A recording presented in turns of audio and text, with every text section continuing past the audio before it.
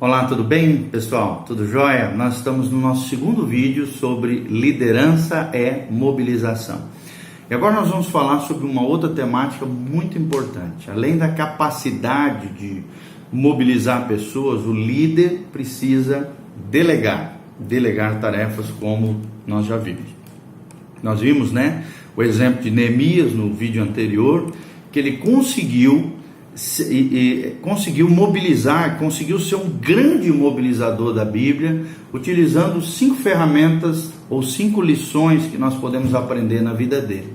Ele lançou a visão de Deus, ele compartilhou a responsabilidade, ele incentivou as pessoas mesmo diante dos obstáculos, ele liderou pelo exemplo e celebrou o sucesso quando conseguiu em 52 dias reerguer os muros de Jerusalém. Ele envolveu o pessoal, ele pagou o preço da visão de Deus e teve muita coragem para realmente fazer isso. E teve como resultado uma participação massiva, trabalhadores altamente comprometidos e o projeto concluído para a obra, para a glória de Deus. O projeto, a visão de Deus concluída para a glória de Deus. Então nós vamos falar agora sobre uma outra parte muito importante, que é a arte da delegação. Grandes líderes sabem como delegar responsabilidades e empoderar as pessoas para cumprir alvos, ou seja, tarefas específicas. Delegar não é um ato único, envolve várias fases e várias práticas que nós precisamos aprender. Então, a arte da delegação é necessária para uma liderança eficaz. Mas quais são as fases dessa arte da delegação? Primeiro, a fase número 1 é definir alvos claros. Inicialmente, delegar envolve comunicar de modo eficaz acerca do trabalho que está sendo proposto. Você tem que ser claro, você tem que ser focado, você tem que ter objetivos claros para que tenha resultados esperados. A fase 2, além de definir alvos claros, que é a primeira fase, a fase 2 é preparar um plano de ação. Isso envolve o quê? Facilitar a discussão de possíveis abordagens e medidas específicas para que aquela tarefa seja realizada por aquela pessoa que você delegou ou pelo grupo que você encarregou. Temos um plano de ação. Segunda fase. Terceira fase, fornecer o suporte. Dar todo o suporte para que aquela tarefa, aquela missão, aquele alvo que está claro, aquele objetivo seja realizado. Então, é necessário uma atenção inicial aos detalhes, dar lugar a conceder também a liberdade de ação nas pessoas e permitir à pessoa o espaço suficiente para que ela realize o trabalho. Você não pode ficar o tempo todo em cima, não. Você tem que dar liberdade, tem que deixar a pessoa realizar o trabalho, permanecer disponível caso haja uma necessidade, dar todo o suporte. Terceira fase, fornecer o suporte.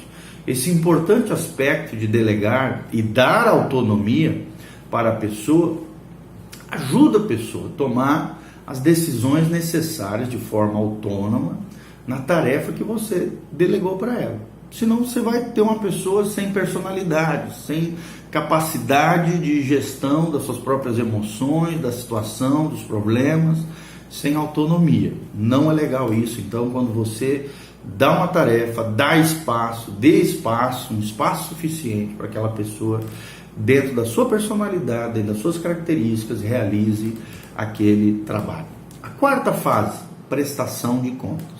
É necessário também prestar conta quando você delega o trabalho a alguém. Então, à medida que a pessoa avança na tarefa, monitore o progresso dessa pessoa, certifique-se que ele ou ela tem recursos suficientes, tanto materiais como pessoais, para poder completá-lo. Por exemplo, uma empresa que estabelece um alvo para um vendedor, ela tem que fornecer a hospedagem, a alimentação, o carro, às vezes da empresa, para que aquele vendedor consiga ter um suporte, ter uma estrutura para que ele possa desenvolver o seu trabalho de maneira eficaz. E claro, no final de um período X, a empresa estabelece a prestação de conta daquilo que foi feito com os recursos, com o suporte que foi dado, a prestação de conta do que aquele cara vendeu, né? De se os objetivos que as metas que foram estabelecidas por aquela empresa foi realmente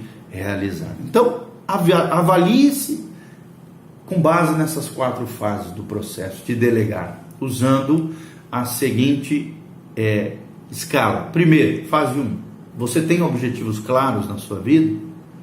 Segundo, fase 2, você tem um plano de ação dentro daqueles objetivos que você estabeleceu na sua vida? Terceiro, você tem dado suporte às pessoas que você tem delegado alguma responsabilidade, alguma situação a serem feitas? Quarto, você tem cobrado, né? Ou se você é liderado, você tem prestado contas daquilo que você tem feito? Ou então, se você é gestor, líder, supervisor de alguém, de um grupo, você tem pedido às pessoas que estão debaixo de você para que elas prestem conta para você dos objetivos claros, do plano de ação e do suporte que você tem dado a elas? É necessário essas 4 fases para que realmente seja eficaz o seu trabalho, tá bom? Então, nas 4 fases de delegação, onde você está mais forte, onde é que você está mais forte? Onde é que você está mais fraco? O que você precisa melhorar na sua vida? Que tipo de ações você pode tomar para aumentar a sua capacidade de delegar? Como é que você pode melhorar a arte de delegar tarefas para outras pessoas? E como aplicação pessoal, lembre-se, né? Pense sobre a visão que Deus lhe deu para cumprir. Que responsabilidades chaves você precisa delegar a outras pessoas? Quais são as responsabilidades chaves que às vezes você não dá conta, mas outras pessoas que estão ao seu redor, na tua área de abrangência, influência, podem te ajudar a realizar? E para quem você pode delegar essas tarefas? Pense um pouquinho, quem pode ajudar você a cumprir a visão que Deus tem derramado sobre a sua vida. Agora nós vamos falar mais um pouquinho sobre esse processo de mobilização. A mobilização ocorre quando as pessoas estão equipadas e empoderadas para realizar uma visão dada por Deus, gerando então isso que nós estamos falando, que é um movimento. Mobilização é movimento. O processo então de mobilização pode ser ilustrado por uma série de círculos tridimensionais, concêntricos. No círculo mais íntimo e na mais alta posição está a visão. Os líderes do movimento são as pessoas mais próximas da visão de Deus. As pessoas então vão entrando em contato com essa visão de fora e inicialmente ocupam um círculo exterior na periferia dessa visão, por assim dizer. Durante então essa fase, elas podem ser meros observadores ou então até beneficiários dessa visão.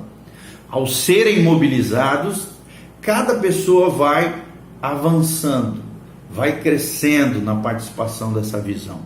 E eles também se aproximam cada vez mais de você, que é o detentor dessa visão, e de Deus, que foi quem compartilhou essa visão, entendendo melhor a visão, ficando ainda mais envolvidos profundamente com essa visão de Deus. Então o papel do líder mobilizador é servir as pessoas, é promover um movimento, lançando de uma visão, mobilizando outros, desenvolvendo estratégias para trazer as pessoas cada vez mais perto do centro, do cerne, da parte central da visão de Deus. Numa igreja local, né? Pode ser com os pequenos grupos, mobilização nas diversos ministérios e áreas da igreja. Todo esse processo de mobilização é tremendo, né? Por exemplo, numa igreja, a camada de baixo, os visitantes. Depois, mobilizamos os membros da igreja. Depois, aqueles que estão engajados em grupos pequenos. Depois, os líderes de pequenos grupos. Depois, todo o corpo pastoral, presbitério da igreja, todos eles num triângulo, cujo ápice desse triângulo é a visão de Deus. Então lembre-se, grandes mobilizadores desenvolvem o seu próprio sistema de mobilização, que inclui vários níveis de liderança, como o exemplo que eu acabei de citar. Trabalhando em conjunto, todos juntos, engajados num só propósito, para alcançar a visão de Deus sobre a terra. Vamos pensar um pouquinho sobre isso. Pense de forma estratégica. Como é que você pode aprimorar a sua liderança na sua equipe de trabalho, naquilo que Deus tem confiado a você? Será que você tem sido como um maestro, tem conduzido essa orquestra de maneira tremenda? Elabore para a sua vida um processo de mobilização, um movimento que você seja capaz de liderar. E eu quero que você pense um pouquinho, quais são os diferentes níveis de envolvimento dentro dessa visão que Deus tem compartilhado com você. Existe um processo sistemático que ajude as pessoas a entenderem que elas podem avançar de uma fase para outra? Que ações você precisa tomar a fim de ajudar as pessoas que se envolveram mais com a visão que Deus confiou a você e a sua equipe? Então pense um pouquinho como é que você pode melhorar isso. Lembre-se, como conclusão de tudo aquilo que nós estamos falando, mobilização ocorre quando as pessoas estão equipadas, empoderadas e capacitadas para realizar uma visão específica de Deus. E graças a Deus nós temos o poder de Deus disponível para isso. Então, uma lista sistemática e contínua de alvos específicos, alvos estratégicos, podem resultar numa grande mobilização, num grande movimento de pessoas que sejam apaixonadas pela visão que Deus tem compartilhado com você. Deus está procurando homens e mulheres que mobilizem seu povo para trazer o reino de Deus sobre a terra. Pense um pouquinho sobre isso, ore sobre isso e estabeleça alvos claros, estratégias, e mobilize pessoas, delegando tarefas, assumindo responsabilidades e envolvendo as pessoas numa visão apaixonante que traga o reino de Deus sobre a terra. Amém? Que Deus te abençoe. Espero de alguma maneira trazer essas ferramentas claras para abençoar a tua vida, o teu coração e te ajudar a ser um líder segundo o coração de Deus. Um líder cristão, bíblico e eficaz. Que Deus abençoe a tua vida em nome de Jesus. Amém e amém.